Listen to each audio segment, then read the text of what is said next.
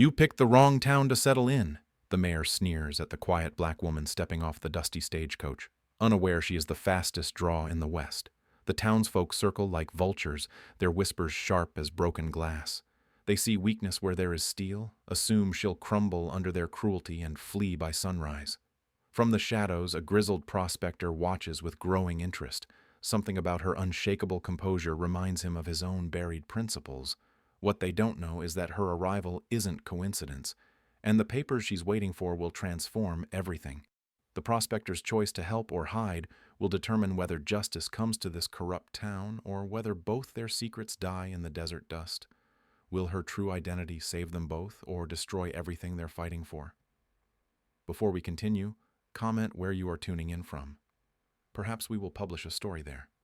The stagecoach wheels kicked up clouds of red dust as they rolled to a stop outside Dusty Creek's only saloon. Asha Davis stepped down onto the wooden platform, her worn leather boots finding solid ground after 3 days of bone-jarring travel. She carried a single weathered satchel and wore a dignity that seemed to glow against the fading Arizona sunset. The townsfolk gathered like moths to flame. Their stares burned with curiosity and something darker. Women clutched their shawls tighter. Men spat tobacco juice into the dirt and muttered under their breath. Mayor Cornelius Whitmore approached with a practiced smile that never reached his eyes. His belly strained against a gold watch chain, and his boots were too clean for honest work. "Ma'am, I'm afraid there's been some mistake. This territory can be mighty dangerous for folks like yourself." Asha met his gaze without flinching. "No mistake. I purchased the Morrison homestead through the Phoenix Land Office. Got the papers right here." The mayor's smile faltered. Behind him, Samuel Cross emerged from his general store, wiping flour-dusted hands on his apron. His expression soured when he saw the exchange. "That property's been abandoned for good reason," Cross said. "Previous owner met with an unfortunate accident." From the shadows between buildings, Cliff McKay watched the scene unfold. Something about the woman's composure intrigued him. Most folks wilted under the town's collective disapproval, but she stood straight as a lodgepole pine. Cliff had seen enough broken people in his 43 years to recognize strength when it appeared. His own weathered hands bore scars from a decade of prospecting, but his sharp eyes missed nothing. The woman carried herself like someone accustomed to authority. The mayor cleared his throat. "Perhaps we should discuss this privately. The town council would be happy to refund your purchase and arrange transportation to more suitable accommodations." "This suits me fine." Asha's voice carried no room for negotiation. The crowd's murmurs grew louder. A woman whispered something that made her companion gasp. Men shook their heads and exchanged knowing looks. They'd seen this before, their expressions said. She wouldn't last a week. Cliff stepped forward. "Ma'am, if you need supplies for the homestead, Cross here runs the best store in 50 miles. Cross shot him a withering look. "Stores closed for inventory. Middle of the afternoon? Private business." Asha nodded as if she'd expected nothing different. She shouldered her satchel and began walking toward the hill road. The crowd parted reluctantly, their hostility thick as summer heat. "You'll change your mind soon enough," the mayor called after her. She didn't look back. That evening, Cliff rode past the Morrison place on his way back from checking trap lines. Light flickered in the cabin windows for the first time in months. The woman had somehow managed to get the old, well-working and clear debris from the porch. Over the following days, the harassment began in earnest. Someone poisoned her well water with salt. Rocks shattered her windows during the night. Threatening notes appeared nailed to her door, the handwriting deliberately disguised. Cross refused her service at every attempt. When she tried to buy flour, he claimed to be sold out. When she needed lamp oil, his supply was mysteriously contaminated. Other merchants followed his lead, fearing social consequences. The mayor organized emergency town council meetings. Concerned citizens, he called them, worried about property values and community standards. They spoke in careful code about maintaining their way of life. Cliff found himself leaving supplies on her porch after dark. Dried beans, jerky, lamp oil. Never enough to seem like charity, just what any neighbor might spare. He told himself it was simple decency, but something deeper drove him. During his years as a Pinkerton detective, he'd witnessed too many injustices to count. Corporate corruption, political schemes, innocent people destroyed by powerful men's greed. He'd finally walked away when the agency ordered him to ignore evidence that would have convicted a railroad baron of murder. Now he worked alone, pulling silver from played-out claims and trying to forget what he'd seen. But watching this woman's quiet determination stirred something he'd thought buried. One morning he encountered her at the creek that bordered both their properties. She knelt by the water's edge, washing clothes with methodical precision. "Creek runs cleaner upstream," he offered. "This will do." Her tone suggested she knew exactly why she couldn't access the better water. The prime spots belonged to townspeople who'd made their feelings clear. "Name's Cliff McKay." "Asha Davis." She continued scrubbing without looking up. Her movements were efficient, economical. Everything about her suggested someone accustomed to making do with less. "You seem to know your way around." "Legal documents," he said, remembering how she'd handled the mayor's challenges. "I've had occasion to learn." Something in her voice made him study her more carefully. Her education showed in her speech, her bearing, the way she'd outmaneuvered the mayor's verbal traps. This wasn't some desperate homesteader fleeing poverty. Waiting for something? "Important papers. Should arrive by telegraph soon." The way she said it suggested those papers would change everything. Cliff felt his detective instincts stirring for the first time in years. That afternoon, smoke began rising from multiple chimneys in town. The council was meeting again, and this time their patience was wearing thin. The flames licked at Asha's cabin walls just after midnight. She woke to the smell of smoke and the crackle of dry wood catching fire. Someone had piled kindling against her back wall and set it ablaze while she slept. She grabbed her water bucket and fought the blaze alone. The orange glow lit up the hillside, visible from town, but no help came. By dawn, she'd saved the structure but lost her back porch and most of her winter firewood. Cliff arrived as she swept ash from her doorstep. He took in the charred timber and blackened walls without comment. "Creek's running high if you need water for cleanup." "I'll manage." But her hands trembled as she worked. For the first time since arriving, cracks showed in her armor. By noon, a crowd had gathered at the base of her hill.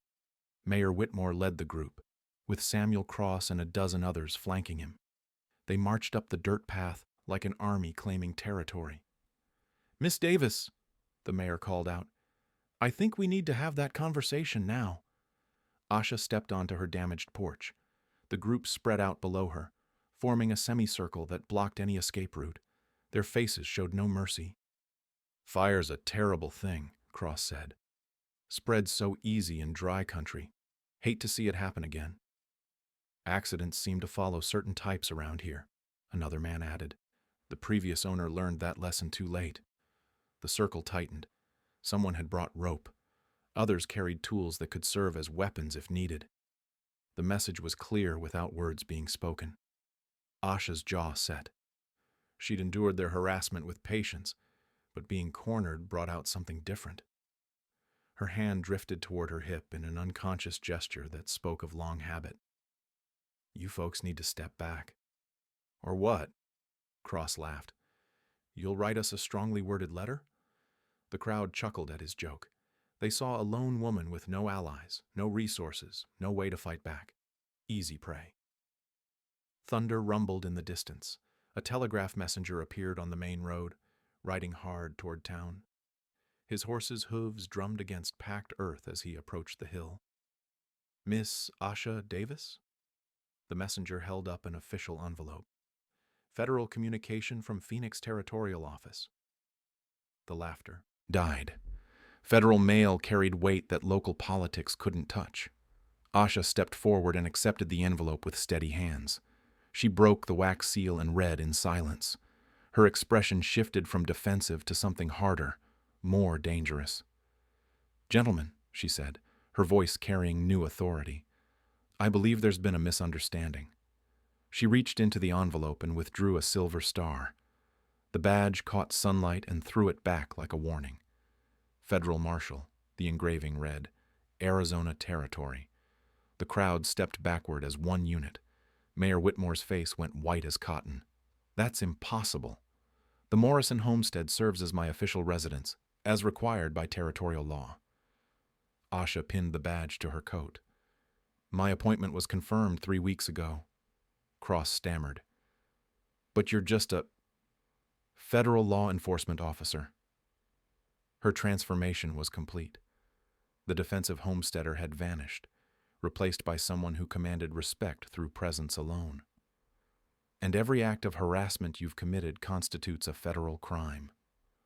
Memory flooded back in waves. Years of training under Marshal Bass Reeves, the legendary lawman, who'd taught her that authority came from within, not from others' recognition. Hours spent perfecting her draw until her hand moved faster than thought itself. The nickname Thunderhand earned through precision and speed that left witnesses speechless. She'd pursued killers across 3 territories, brought in gang leaders who thought themselves untouchable, faced down corrupt officials who believed badges were bought rather than earned. These small-town bullies were nothing compared to the real predators she'd hunted. "Now," she continued, her voice cutting through their shock, "I have questions about the previous marshal's death. Funny how a man known for his careful nature would have such an unfortunate accident." Mayor Whitmore found his voice. "Marshal Thompson fell down a mine shaft. Terrible tragedy, but accidents happen." "Do they?" Asha's gaze swept the group. "And I suppose it was another accident that his investigation files went missing from the territorial office." The mayor's eye twitched. Cross looked ready to bolt. Others in the group exchanged worried glances. They'd underestimated more than just her identity. "I'll be conducting a full review of all territorial business in Dusty Creek," she announced. "Mining claims, property transfers, territorial tax collections, everything." "You can't just come in here and—" Cross started. "I can and I will." Her hand rested casually near her weapon, a gesture that didn't go unnoticed. "Unless you gentlemen have something to hide." The crowd began dissolving. Men who'd seemed so confident minutes before now avoided eye contact and mumbled excuses about pressing business elsewhere. Only the mayor and Cross remained, trapped between retreat and defiance. From the dispersing group, Cliff caught Asha's attention. He touched his hat brim in a gesture of respect, then mouthed words only she could see. "Well played." She acknowledged him with the slightest nod. An ally had revealed himself at the perfect moment. "Marshal Davis," the mayor tried one last time, his tone now sickeningly respectful. "Perhaps we got off on the wrong foot. The town council would be happy to extend an official welcome." "I'm sure you would." Asha folded the federal documents and tucked them into her coat. "We'll have that conversation soon enough. All of us together. I believe in transparency." The word transparency hit them like a physical blow. Guilty men always feared the light. Cliff appeared at Asha's cabin 3 days after the confrontation. He carried coffee beans and a proposal that would change both their lives. "I've been thinking about your investigation," he said, settling onto her rebuilt porch steps. "You'll need someone who knows where the bodies are buried." Asha studied him over her tin cup. The coffee was the first decent brew she'd tasted since arriving in Dusty Creek. "And you know where they are?" "I used to be a Pinkerton detective. 15 years tracking corporate corruption and political schemes." His weathered hands wrapped around the warm metal. "Left the agency when they ordered me to ignore evidence that would have convicted a railroad baron of murder." The revelation explained his careful observations, his ability to read people and situations. Asha had wondered why a simple prospector carried himself like a lawman. "Why help me?" "Because I've seen what happens when good people stay silent." He met her gaze directly. "And because Marshal Thompson was asking the right questions before he died." That afternoon, they began investigating together. Asha's federal authority opened doors that had been sealed shut. Cliff's knowledge of local dynamics guided her toward the most productive lines of inquiry. The territorial office in Phoenix had sent Thompson's surviving files by special courier. The documents painted a troubling picture. 3 mining accidents in 6 months, all involving claims that were later sold to the same mysterious buyer. 5 homesteaders dead from various causes, their properties purchased by the town council at fraction of market value. "The pattern's clear," Asha said, spreading papers across her kitchen table. "Someone's been clearing people off valuable land." Cliff pointed to a notation in Thompson's handwriting. He suspected the accidents weren't accidental. They visited the Morales family that evening. Rosa Morales answered the door with suspicion that melted into tears when she saw Asha's badge. "We tried to tell the previous marshal," she said in accented English. "My husband's claim was stolen after he was found dead in that mine shaft." Her son Miguel translated when her English failed. The story that emerged was damning. Eduardo Morales had discovered rich silver deposits on his legally filed claim. Within a week, he was dead from a supposed cave-in. The claim was sold to pay his debts before his family could protest. "Senor Cross, he said we had no proof," Miguel explained. "Said accidents happened to careless miners." But Eduardo had been anything but careless. 20 years of mining experience, known for his safety practices. The family had found his tools arranged wrong, his safety ropes cut clean through. "We know who killed him," Rosa whispered. "But nobody listens to people like us." Similar stories emerged from other families. The widow Harrison, whose late husband supposedly fell into the creek and drowned despite being an excellent swimmer. The Turner brothers, killed in a dynamite accident that destroyed evidence of their gold strike. Each death was followed by quick property sales handled through the mayor's office. The mysterious buyer always turned out to be a shell company that traced back to local investors. "It's a land grab scheme," Asha concluded after their 3rd interview. "Kill the claim holders, buy the properties cheap, then sell the mineral rights for massive profits." Cliff nodded grimly. Thompson must have figured it out. That's why they killed him, too. The next morning brought confirmation. Hidden in Thompson's personal effects was a detailed investigation file. He'd tracked the shell companies back to their sources. Mayor Whitmore and Samuel Cross were partners in the scheme, along with several town council members. But the conspiracy reached higher. Territorial officials were taking bribes to approve fraudulent transfers. Railroad executives were buying stolen silver at below-market prices. The corruption web stretched across 3 territories. "This is bigger than simple murder for profit," Asha said, reviewing Thompson's evidence. "It's organized crime with government protection." Cross made his move the following afternoon. A group of men surrounded the Morales family's remaining property, claiming eminent domain for a public works project. They brought official-looking papers and demanded immediate evacuation. Asha and Cliff arrived as the family was packing their few belongings onto a wagon. Miguel stood between the men and his mother, his young face set with desperate courage. "Let me see those papers," Asha demanded. The foreman, a man named Briggs, sneered at her badge. "Federal marshals got no authority over territorial development projects. They do when the projects are fraudulent." She examined the documents carefully. The territorial seal was wrong, the signatures forged. "These papers are fake." "Says who?" "Says someone who's spent considerable time studying territorial law." Asha handed the papers back. "Tell Mayor Whitmore his forgery skills need improvement." Briggs stepped closer, trying to intimidate through size and proximity. "You're making enemies, Marshal. Dangerous ones. I've faced down worse than small-town thugs." Her voice carried absolute conviction. "Ask around about Thunderhand Davis if you want to know what I'm capable of." The name meant nothing to Briggs, but Cliff straightened with recognition. Thunderhand was legendary among lawmen. The marshal who'd brought in the Grayson gang single-handed, who'd tracked the Copper Creek killers across 2 territories, whose draw was so fast that witnesses swore her gun appeared in her hand like magic. "The Morales family stays on their land," Asha continued. "Anyone who tries to remove them will answer to me personally." Briggs looked to his men for support but found only uncertainty. Facing down a desperate homesteader was one thing. Challenging a federal marshal with Thunderhand's reputation was something else entirely. They left without another word, but their retreat felt temporary. Men like Briggs didn't abandon profitable schemes without a fight. "They'll be back," Cliff said as the dust settled. "Let them come." Asha watched the riders disappear toward town. "By then, I'll be ready with more than just words." The second telegram arrived at dawn, carried by a different messenger who rode with military precision. Asha read the coded message twice before the full implications sank in. Everything she'd believed about her mission was only half the truth. Federal Anti-Corruption Task Force requests immediate status report on Operation Dusty Creek, the message read.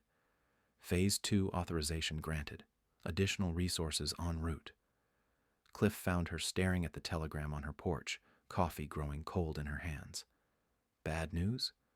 Complicated news. She folded the paper carefully. My appointment wasn't random. Washington specifically chose me for this assignment. The revelation shifted everything. Her arrival in Dusty Creek hadn't been a simple territorial posting. Someone in the capital had identified this remote town as part of a larger investigation. "How much did you know?" she asked. Cliff settled beside her, his expression thoughtful. "More than I let on. A Pinkerton contact reached out 3 months ago. Asked if I'd be interested in consulting on a federal corruption case." The pieces clicked together. Her supposed isolation had been carefully orchestrated. Cliff's presence, his timely assistance, even his knowledge of local dynamics. None of it was coincidence. "You've been working with them from the beginning." "Not working with them. Waiting for them." He met her questioning gaze. "I left the Pinkertons because I was tired of investigating corruption I couldn't prosecute. When they offered me a chance to actually fix something, I took it." Asha absorbed this information while watching smoke rise from the town below. Their harassment of her hadn't been random cruelty. It had been the perfect cover for a federal investigation. "What else do you know?"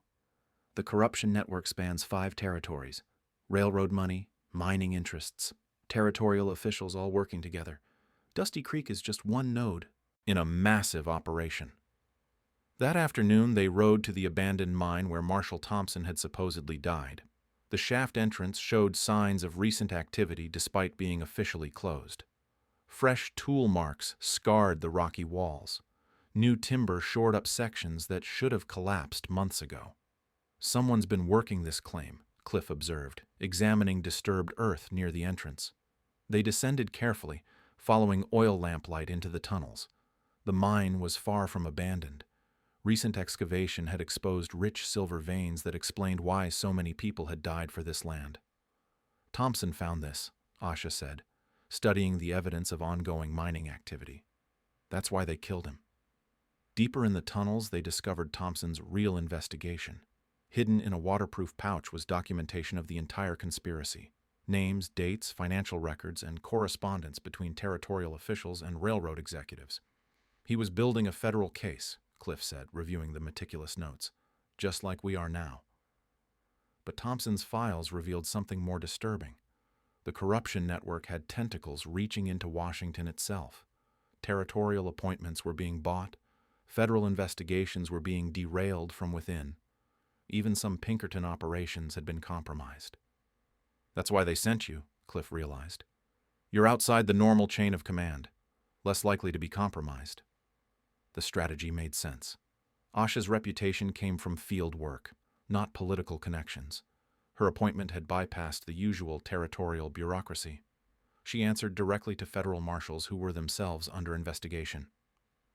That evening, Miguel Morales brought disturbing news. Briggs and his men had returned to intimidate his family with new threats, but this time they'd mentioned federal interference and the need to accelerate their timeline. "They know about the investigation," Asha concluded. "Someone's feeding them information." Cliff nodded grimly. "Which means they'll move fast to cover their tracks."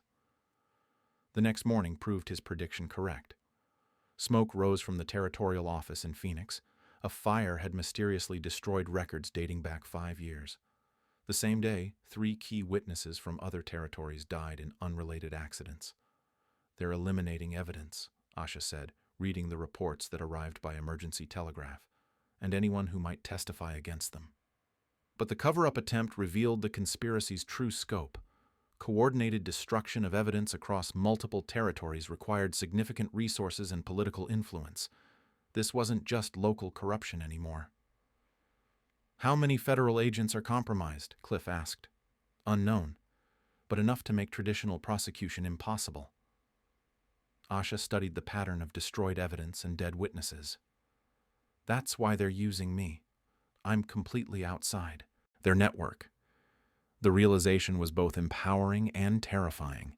She carried the weight of an investigation that couldn't trust normal channels. Success or failure rested entirely on her ability to outmaneuver opponents who controlled most of the system. "What's Phase 2?" Cliff asked, referring to the telegram's authorization. Asha pulled out a sealed envelope that had arrived with the coded message. Inside were extraordinary powers: authority to deputize civilians, requisition military support, and bypass territorial government entirely.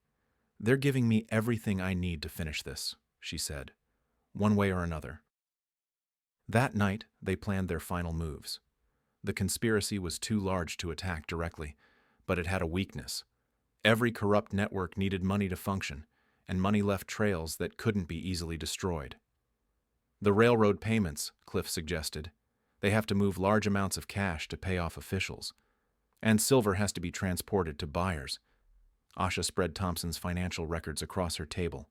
"If we can intercept one major transaction, we'll have evidence they can't destroy." The trap would be complex. They needed to force the conspiracy to move money and contraband simultaneously. That meant applying pressure while appearing vulnerable. "They think I'm alone and outgunned," Asha said. "Let's use that assumption against them." But first, they needed to identify exactly who they could trust. In a conspiracy this deep, allies and enemies wore the same faces.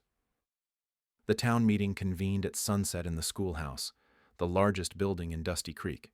Asha had requested the gathering through official federal channels, giving the conspirators no choice but to attend. Every major citizen packed into the wooden benches, tension thick as summer heat. Mayor Whitmore sat in the front row, his usual confidence replaced by nervous energy. Samuel Cross occupied a corner seat near the exit, eyes darting between Asha and the door. The town council members clustered together like cattle sensing a storm. Asha stood at the front of the room, a stack of documents on the teacher's desk beside her. Cliff positioned himself near the back, watching for anyone who might try to leave early. "Ladies and gentlemen," Asha began, her voice carrying to every corner of the room, "I've called this meeting to discuss the future of Dusty Creek." She opened the first folder and withdrew Marshall Thompson's investigation files. The papers rustled in the sudden silence. "Over the past 6 months, this community has experienced an unusual number of tragic accidents. Tonight, we're going to examine those events in detail." The mayor shifted uncomfortably. "Marshall, surely private business doesn't require public discussion." "Murder is never private business." The word fell like a hammer blow. Several people gasped. Others leaned forward, suddenly interested. Rosa Morales clutched her son's hand, hope and fear warring in her expression. Asha spread documents across the desk with methodical precision. Eduardo Morales, experienced miner, found dead in a cave-in with safety ropes cut clean through. William Harrison, excellent swimmer, supposedly drowned in 3 feet of water. The Turner brothers, killed when their dynamite exploded prematurely despite 20 years of handling experience. With each name, the audience grew more restless. These weren't strangers from distant territories. These were neighbors, friends, people they'd known for years. Marshall Thompson investigated these deaths, Asha continued. He discovered they weren't accidents. They were murders committed to steal valuable mining claims. Cross stood abruptly. "This is slander. You can't prove any of this." "Can't I?" Asha held up a leather portfolio. Marshall Thompson was thorough. Banking records, forged documents, correspondence between local officials and railroad executives. Everything needed for federal prosecution. The room erupted in whispers. People turned to stare at the mayor and town council. Some faces showed shock, others resignation as if they'd suspected the truth all along. The scheme was elegant, Asha explained, raising her voice above the murmur. Kill the claim holders, buy their properties through shell companies, then sell the mineral rights to railroad interests for massive profits. Split the proceeds between local officials and territorial authorities. Mayor Whitmore shot to his feet. These are serious accusations. Where's your proof? Asha opened the portfolio and withdrew a stack of bank drafts. Each bore official territorial seals and signatures from Phoenix offices. Payments of $5,000 each to Mayor Whitmore, Samuel Cross, and 3 council members, signed by Territorial Administrator James Caldwell and Railroad Executive Marcus Trent. She held up the documents for the crowd to see. The signatures were clear, the amounts substantial enough to represent serious corruption. Furthermore, she continued, these payments correspond exactly with the dates that mining claims were transferred from deceased families to territorial holding companies. The crowd's whispers turned to angry murmurs. These people had trusted their elected officials. They'd accepted explanations of accidents and misfortune while their neighbors were being murdered for profit. Cross made his move toward the door, but Cliff stepped into his path. The store owner's face was pale as flour, sweat beading on his forehead despite the evening cool. Sit down, Samuel, Cliff said quietly. The marshal isn't finished. But wait, there's more, Asha said, her tone taking on an edge of satisfaction. The conspiracy extends beyond Dusty Creek. 5 territories, dozens of officials, millions in stolen mineral rights. She withdrew a telegram from her coat pocket. The federal seal was clearly visible to everyone in the room. Federal agents arrived in Phoenix this afternoon. They're making arrests as we speak. Territorial Administrator Caldwell is already in custody. Railroad Executive Trent was arrested at his Denver office. The implications hit the conspirators like physical blows. Their network was collapsing from the top down. Federal authority was dismantling years of careful corruption in a single coordinated sweep. Mayor Whitmore, Asha said formally, you're under arrest for conspiracy, murder, and violation of federal territorial law. The mayor's composure finally cracked. You can't prove I killed anyone. I never pulled triggers or set off explosives. Conspiracy to commit murder carries the same penalty as murder itself under federal law.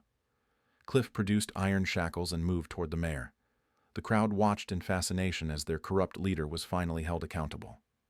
Samuel Cross, Asha continued, you're also under arrest on identical charges.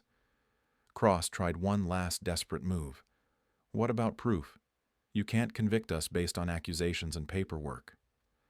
I don't need to convict you. Asha smiled without warmth. The territorial court will handle that. My job was gathering evidence and making arrests. She gestured toward the schoolhouse windows. Outside, lantern light revealed mounted figures surrounding the building. Federal agents had arrived exactly on schedule, summoned by her earlier telegrams. The evidence has been forwarded to federal prosecutors in Denver. The trials will be handled by judges with no connections to territorial politics. Rosa Morales stood from her seat, tears streaming down her face. My Eduardo, he gets justice? Your husband and all the other victims will get justice. The crowd began talking at once, voices rising in relief, anger, and vindication. Years of suspicion and whispered doubts were finally validated. Their neighbors had been murdered, and the killers were being held accountable. As federal agents entered to take the prisoners, honest citizens began stepping forward. They'd been afraid to speak before, but courage spread like wildfire through the room. Stories emerged of intimidation, fraud, and corruption that went beyond even Thompson's investigation. The truth was finally coming to light, and it was more powerful than any weapon Asha could have drawn. 6 months later, Dusty Creek bore little resemblance to the hostile town that had greeted Asha's arrival. Fresh paint brightened storefronts along Main Street. New businesses had opened where corrupt enterprises once operated. The sound of honest commerce replaced the whispered dealings of conspirators. Asha stood on the schoolhouse steps, reviewing reports from 3 other territories where similar investigations had succeeded. The Anti-Corruption Task Force had dismantled criminal networks in Arizona, Colorado, and New Mexico, using the same methodical approach. Federal prosecutions were proceeding smoothly with conviction rates approaching 90%. Miguel Morales approached with a leather satchel, now serving as the town's acting clerk while permanent officials were selected through honest elections. His English had improved dramatically since taking the position. Marshal Davis, the final financial reports from the territorial office. She accepted the documents gratefully. The recovered assets from the conspiracy had been substantial. Families who'd lost property to the criminal scheme were receiving compensation. Mining claims were being returned to rightful owners or their heirs. "Your family's claim is producing well?" Miguel beamed. "Better than my father ever dreamed. The silver vein runs deeper than anyone suspected." Rosa Morales had become one of the territory's most successful independent miners, employing several families and treating workers with fairness her husband would have admired. Eduardo's death had been avenged not through violence, but through the restoration of his family's dignity and prosperity. Cliff emerged from the territorial office carrying official papers that would formalize his permanent appointment as deputy marshal. His transformation from bitter ex-detective to dedicated lawman was complete. The cynicism that had driven him to isolated prospecting had been replaced by renewed faith in justice. "The new territorial administrator wants to discuss expanding our jurisdiction," he reported. "3 more counties have requested federal oversight after hearing about our success here." Asha nodded, unsurprised. Word of their methods had spread throughout the territorial system. Other communities trapped under corrupt leadership were demanding similar interventions. The task force approach was proving more effective than traditional law enforcement. What about the trials? Mayor Whitmore received 20 years in federal prison. Samuel Cross got 15. The territorial officials received sentences ranging from 10 to 25 years. Justice had been thorough but measured. The federal prosecutors had focused on rehabilitation and restitution rather than simple punishment. Several convicted officials were required to assist in ongoing investigations as part of their sentences. The real victory wasn't the prison terms, but the systematic changes their investigation had triggered. New oversight procedures prevented future corruption. Federal monitoring ensured honest elections. Independent audits protected territorial funds from misappropriation. Mary Phillips, the school teacher who'd been intimidated into silence during the conspiracy, approached with a group of children. She'd become an informal town historian, documenting the transformation for future generations. "Marshal, the children wanted to thank you before you leave." Young voices chorused their gratitude in English and Spanish. These children would grow up in a community where justice mattered more than prejudice, where federal law protected everyone equally, where honest work was rewarded and corruption was punished. Asha accepted their thanks with genuine emotion. Her reputation had grown beyond Thunderhand, the fast draw, to Marshal Davis, the corruption fighter. Newspapers in Denver and Phoenix regularly featured stories about her innovative approaches to territorial law enforcement. But the most meaningful recognition came from families like the Morales, who'd reclaimed their dignity along with their property. Justice measured not in gunfights won, but in communities healed. A telegraph messenger arrived with urgent communications from federal headquarters. Asha read the coded message while the crowd gathered around her.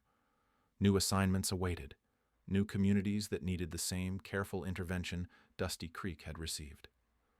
"Orders?" Cliff asked.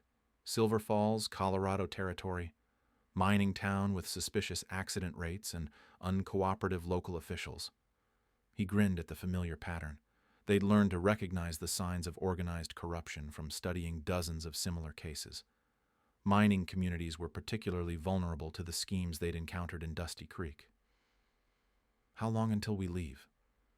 "Tomorrow morning." That evening, the town organized an impromptu farewell celebration in the schoolhouse where justice had finally been served. Citizens who'd once viewed Asha with suspicion now competed to express their gratitude. The transformation was complete and genuine. Rosa Morales presented her with a silver pendant crafted from ore extracted from Eduardo's reclaimed mine. The workmanship was exquisite, depicting scales of justice balanced by a territorial star. "For the marshal who brought truth to our town." Asha wore the pendant with pride, understanding its symbolic weight. This investigation had established protocols that would protect territories for decades to come. Federal law enforcement had evolved beyond simple crime response to systematic corruption prevention. As dawn approached, she and Cliff loaded their supplies onto fresh horses provided by grateful citizens. Their partnership had proven so effective that federal authorities were expanding the task force model to other regions. The stagecoach road stretched toward Colorado territory and new challenges that awaited their particular blend of legal expertise and moral authority. Silver Falls would test their methods against different obstacles, but the fundamental approach remained sound. Honest investigation, federal oversight, community involvement, and systematic change. Violence was never required when truth was properly applied. Miguel Morales ran after them as they prepared to depart, carrying a final message from his family. "My mother says to tell you that justice travels with you wherever you go." Asha touched the silver pendant and urged her horse forward. Justice indeed traveled with them, along with the knowledge that patient investigation could accomplish what quick draws never could. Behind them, Dusty Creek continued its transformation under honest leadership. Ahead of them, Silver Falls awaited the same careful attention to truth that had set one community free.